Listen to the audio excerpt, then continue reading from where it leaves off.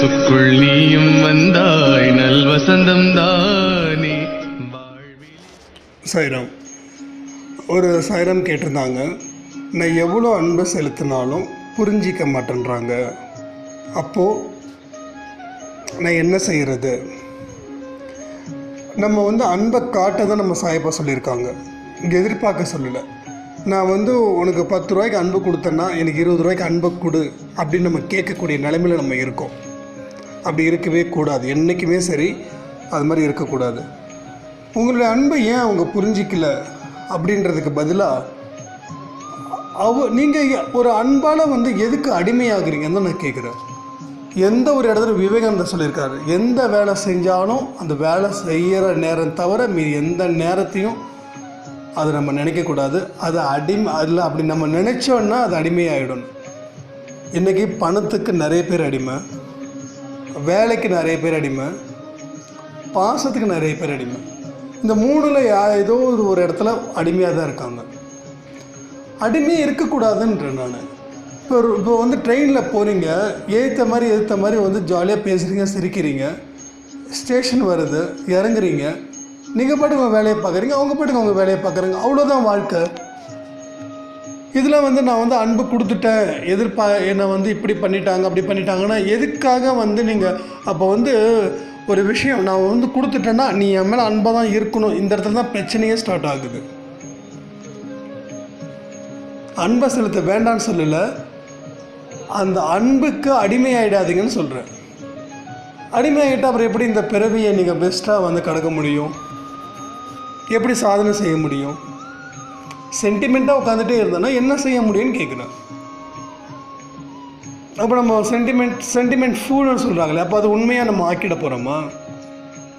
அப்பா அதுக்கு தான் ஒரு வார்த்தை சொன்னார் அப்பா, உன் அம்மா, உன் அக்கா, உன் தங்கச்சி, உன் பொண்டாட்டி, உன் குழந்தைங்க எல்லாம் மாயை அப்படின்றார். மாயினா வெட்டு ஒதுங்கிடுன்னு சொல்லலை.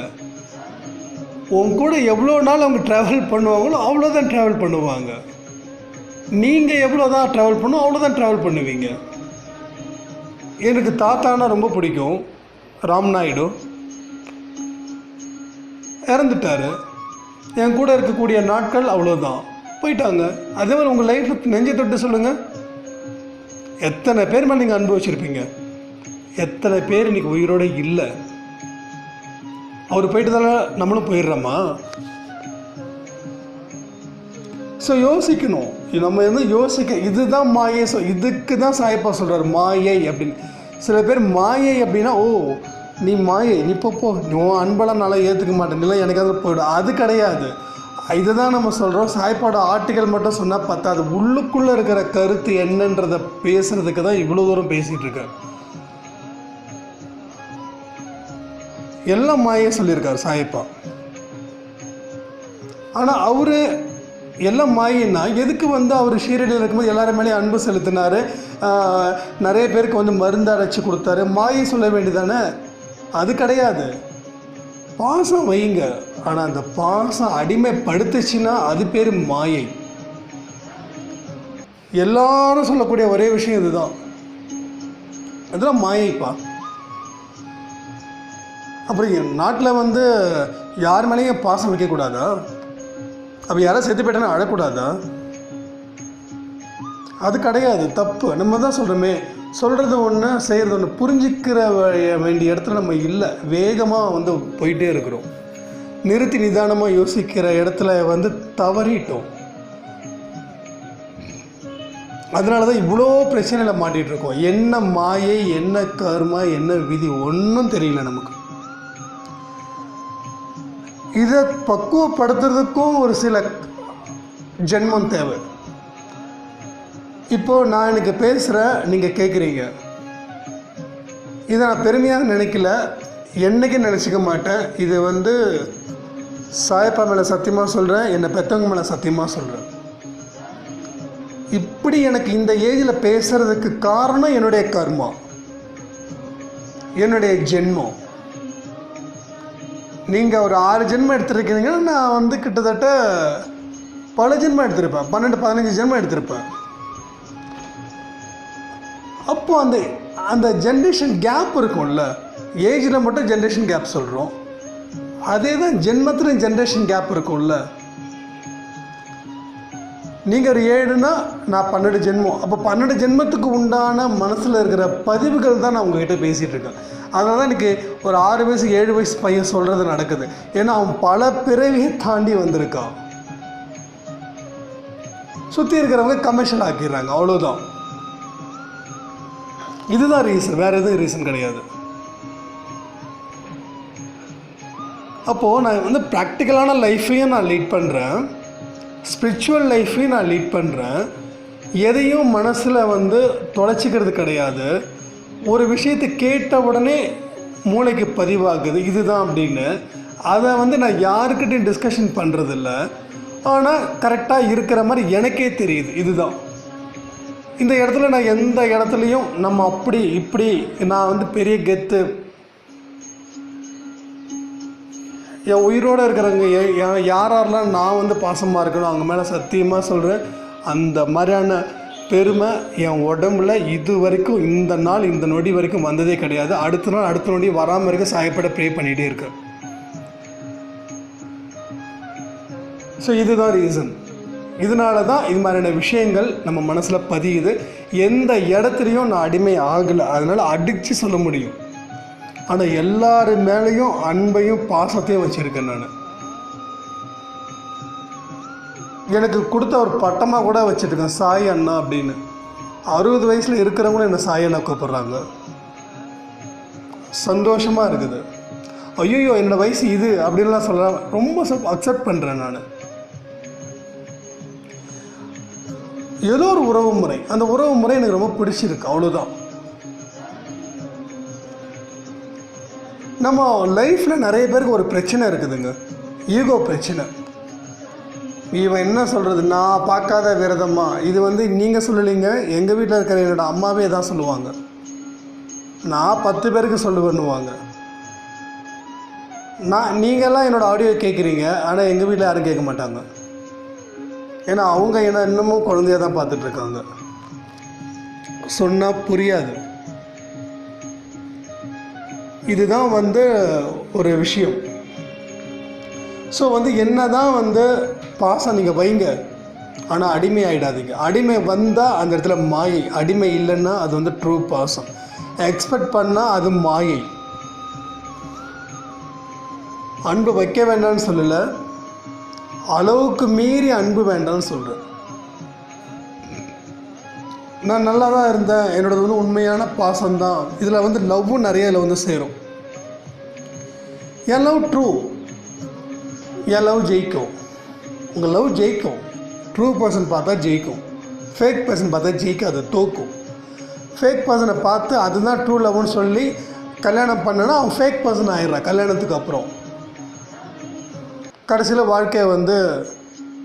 வாழ்க்கை நாடகமாக பிறப்பு பொய் கணக்கா இது மாதிரி ஒரு சாங் வந்த மாதிரி வந்துடும். ஸோ ட்ரூ பர்சன் இருங்க, வெயிட் பண்ணுங்க. லவ் வந்து 16-17 வயசில் வர்றது இஸ் நேச்சுரல், தடுக்க முடியாது. ஆனால் ஒரு விஷயத்தை பலத்தை அதிகம் பண்ணி பலகீனத்தை குறைக்கணும், இதுதான் கணக்கே. உங்களோட மைனஸ் என்னவோ இருந்துட்டு போகுது, உங்களோட ப்ளஸ் என்ன அதை அதிகப்படுத்துங்க. மைனஸை குறைன்னு சொல்லி விவேகானந்த அழகாக ஒரு வார்த்தை சொல்லியிருக்கார். பலகீனத்தை அதை நினச்சி சிந்திச்சுக்கிட்டே இருக்கிறது பலகீனம் கிடையாது, பலத்தை சிந்திக்கிறது தான் பலம். பலத்தை அதிகம் பண்ணுங்க. பலகீனம் இருந்துட்டு போகுது, அது ஏதோ ஒரு இடத்துல அடிமையாக கடந்துட்டு போகுது, அவ்வளோதான். பட் அதுக்கு ஆப்போசிட்டாக இருக்க பலத்தை இன்க்ரீஸ் பண்ணுங்கள். அதுக்கு தான் நான் சொல்கிறேன், அப்பாவோட பாதத்தில் சரணாகதி ஆகுங்க அப்படின்னு. அதுக்கு தான் நீங்கள் சொல்கிறீங்க எல்லா கடலும் ஒன்று தானே, அவர்கிட்ட என்ன ஸ்பெஷல் இருக்குதுன்றீங்க. சரண் அடைஞ்சு பாருங்கள், ஸ்பெஷல் சொல்லுங்கள் நீங்களே. நான் எந்த கடவுளையும் நான் வந்து கன்ஃபியூஷன் பண்ணவே இல்லை சாய்ராம்ஸ். என்றைக்குமே அந்த ஒரு நான் தப்பு பண்ணவே மாட்டேன்.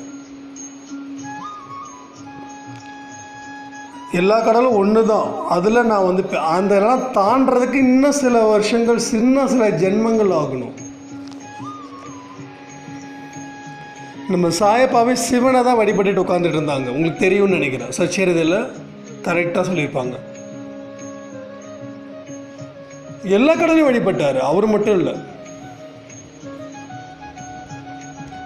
அடிக்கடி அல்லாஹ் மாலிக் சொல்லக்கூடியதும் அவர் தான், சிவனை பற்றி சொல்கிறதும் அவர் தான். அப்பேற்பட்டவரே ஒரு உருவம் அவருக்கு தேவைப்படுதுன்னா நமக்கு யோசிச்சு பாருங்கள். அந்த ஸ்டேஜ் நம்ம அப்போ தாண்டிக்கலாம்.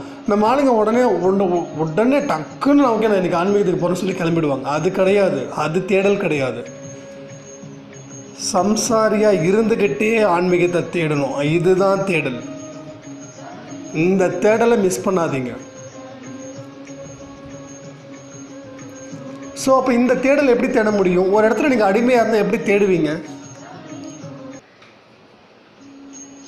அடிமைன்றது வேற, பாசம் வைக்கிறதுன்றது வேற. பாசமாக இருங்க, உங்களுடைய லட்சியத்துக்கு அந்த பாசம் தடையாக இருக்கக்கூடாது. இல்லைன்னா உங்கள் லட்சியம் என்னவோ அதை ஒருத்தர்கிட்ட கொடுத்துருங்க.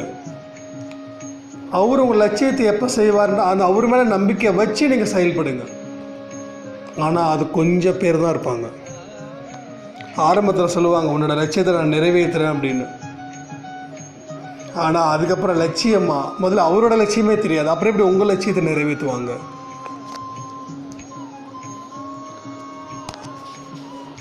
எல்லாரும் மேலேயும் காட்டக்கூடிய அன்பை இவர் மேலே காட்டிட்டீங்கன்னா எங்கேயோ போயிடலாம். ஸோ திரும்பவும் சொல்கிறேன், அன்பு வைங்க, அடிமையாகிடாதீங்க. இதுதான் இந்த டாப்பிக்கோட மெயினான விஷயம். கமெண்ட்ஸில் கேளுங்க, மேக்ஸிமம் நான் கமெண்ட்ஸில் உங்களுக்கு நான் ரிப்ளை பண்ணுறேன். வாட்ஸ்அப் இப்போதைக்கு ஆல்ரெடி எல்லா குரூப்லேயும் ஃபுல்லாக போயிட்டுருக்குது. ஏன்னா நான் இன்னும் எப்போ யூடியூப்பில் இன்னும் என்னோடய குரூப்புக்கு நான் போகவே இல்லை. அதை நான் கொஞ்சம் ரெடி பண்ணணும். 2 மாதம் 3 மாதம் ஆகட்டும். அதுக்கப்புறமா உங்களுக்கு நான் என்னோடய வாட்ஸ்அப் நம்பர் கொடுக்குறேன். அதுக்கப்புறமா உங்களுக்கு நான் எல்லா விஷயமும் பண்ணுறேன்.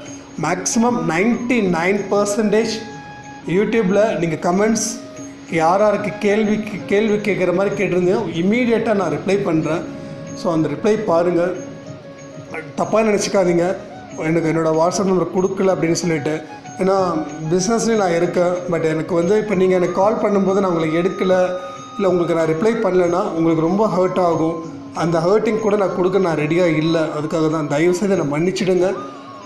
இப்போதைக்கு வாட்ஸ்அப் குரூப் ஆல்ரெடி க்ளோஸ் ஆகிடுச்சின்னு நினைக்கிறேன். ஏன்னா ஒவ்வொரு குரூப்லேயும் நம்ம நான் ஒரு 30 பேர் தான் சேர்ப்போம்.